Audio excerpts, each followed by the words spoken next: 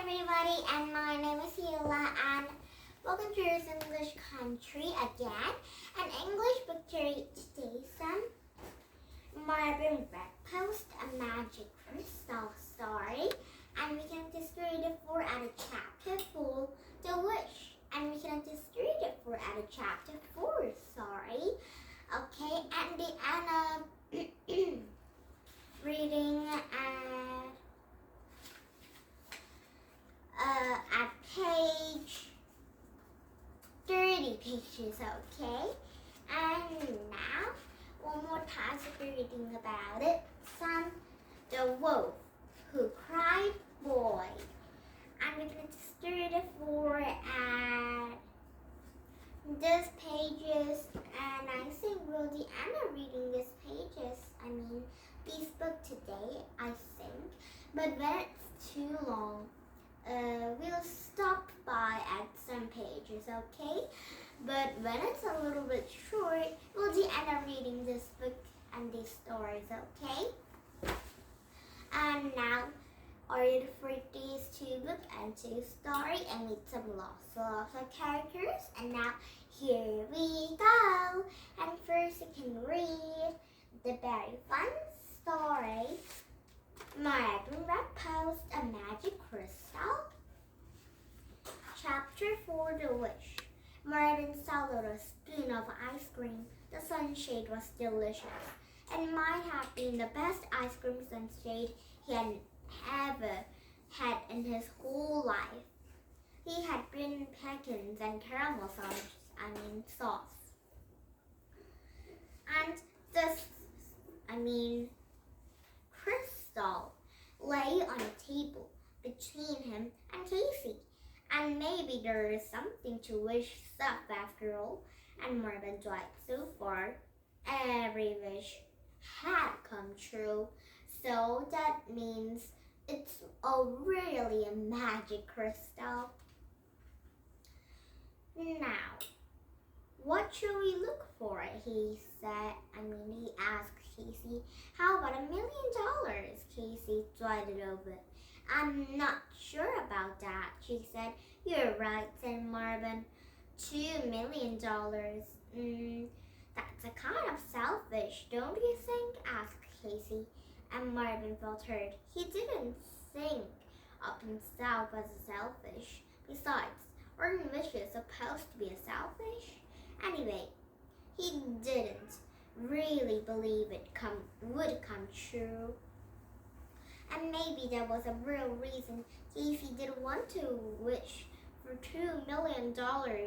He thought maybe she only wanted to wish for things that he chanced of come true. That way she could still pretending to believe in a magic crystal. How about these? He shook his. Let us wish. Then nobody in Mrs. North class is sick tomorrow. Good on, Casey agreed, and he knew she'd like it. I wasn't selfish. But more important, it had a good chance for coming true. Hold out your hand, said Casey, and Marvin held out his right hand and played on. And Casey placed a magic crystal on top of his hand. And then she put her hand at the top, and the rock was sandwiched between their two hands, and tip of the finger passed it together. Close your eyes, she whispered, and Marvin closed his eyes and supposed together.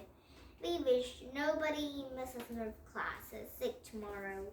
More than anything, Marvin had hoped it come true. And the next morning, he walked into school with Nick and Snurd, and Nick complained about how mean Miss Cabby was. But he didn't really sound that mean to Marvin.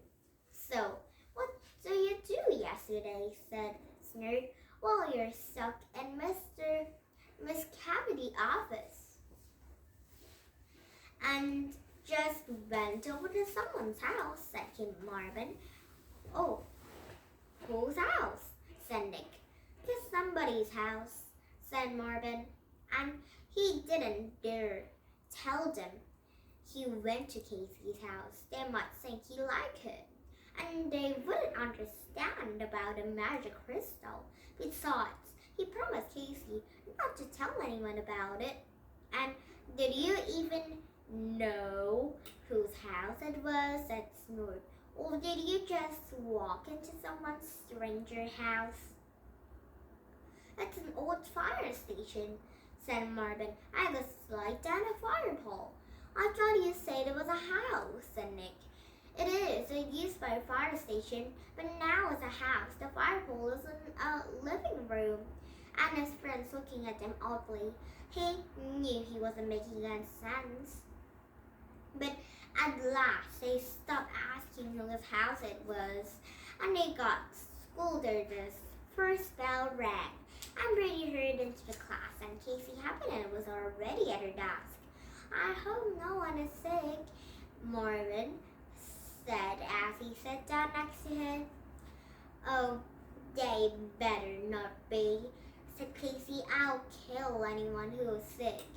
And that was only wish Casey had made, and they agreed to make only one wishes a day, and Casey promised to make any wishes by herself without Marvin. Oh wait, I said I'm going to the end of reading at 30 pages, but I'm 31 pages already, so now the end of reading the stories. And tomorrow we see this book and these stories again, okay? And now the wolf who cried boy. And let's read it. But they could not find the boy. We looked everywhere, painted Father Wolf. Anywhere a boy might go, but we just couldn't find him. And better luck next time, son. Little Wolf tried to disappoint it. But it's all he could do keep from laughing. Oh, look. Mother and Daddy's tongue is very long. Oh, why is their tongue too long?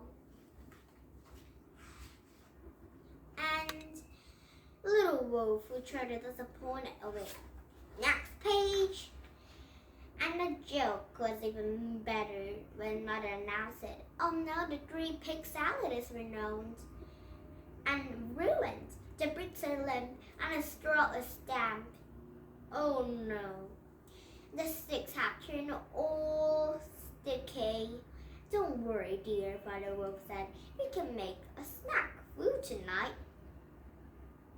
And so they crunched it on pumpkins and dip, and the Little Wolf was happy. I was so happy, in fact, they decided to try a same trick on everyone the next day. It's a boy, he cried. I saw him again. He's just at the edge of the woods. And so once again, Mother Wolf was just racing after the boy. Once again, and they come dragging home, and the house was empty. And once again, the dinner was ruined. And just look at the granny smooth pie, and Mother Wolf sighed. And the apples are empty. Too mushy. Yep, agreed their Father Wolf, and Granny Wolf got it crusty and hurt. Looks like snacks again tonight, and Little Wolf struggled. But smile on his face made Father Wolf wonder. And when he heard his son a little later in the phone, that's right, Little Wolf whispered. I didn't have to eat a dinner tonight either. I think I'll tell them a boy out tomorrow there too. And Father Wolf was straight to Mother Wolf and agreed that on following night they would ignore his silly tricks. And the next day, Little Wolf made his way from the school as usual, and he could smell the awful doornuts streaming mystical and flayed out of a cave, and there's this falling holder boy. And the most amazing thing happened. Oh wow, it's a real boy, but yesterday didn't have a boy, but this little wolf told them to have a, here is the boy, and mommy and daddy wolf came there and find the boy, but they didn't have a boy, but now they really have a boy. And there was walking through the woods behind them were more boys he had ever seen. Boy, he cried, boy, but no one came running from their cab. Boy, he hallooed, boys, but still no one came.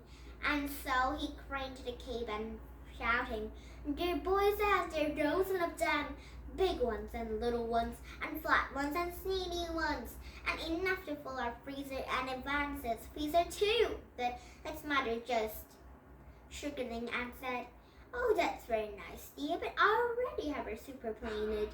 And Father Wolf hid his face behind a newspaper.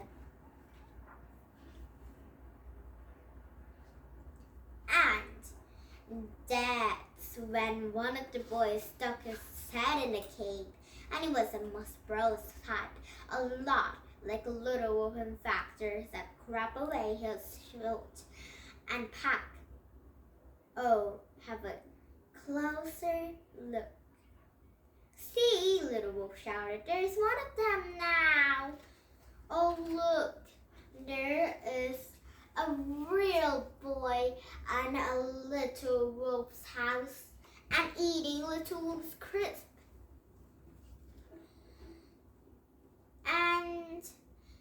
But even though the boy tipped up right into the cave and little wolf couldn't get any milk. And there's a boy on a couch, he allowed it. That's enough now, son, said his mother. You're not fooling us again, added his father from behind a paper. You're on your little tricks.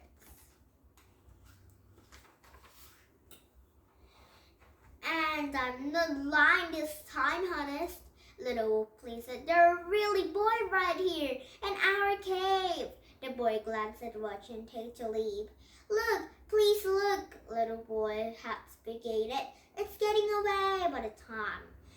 Father Wolf finally stuck his head up in the paper, and the boy was gone.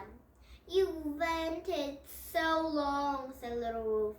He was here a minute ago. All we have to do is run outside. We will do not such thing, growled Father Wolf. From now on, you will eat your dinner without complaining. And you will stop quibbling once a all, said his mother. Do you understand? Okay, little wolf sighed. And so from then on, little wolf ate lamb burgers and a dairy pig salad and even grew fun and granny smooth pie, and they never cried boy again. And that's why the boys at last lived happily ever after. The end of reading The Wolf Who Cried Boy, okay? And now did you have fun? Here is English Country. Come back with some better books tomorrow with some a fun book and fun stories, okay? And now this Marvin Redpost A Magic Crystal story we see tomorrow, but this wolf story, the Wolf Who Cried Boy story will be right for now, okay? So that's me tomorrow be reading you book and new stories, okay? You'll be very excited, and please thumbs on my YouTube. If you see my YouTube every day, and if you thumbs on my YouTube and first time seeing my today's YouTube, I'll be your best friend forever. And now, bye for now. Have a nice day. Bye!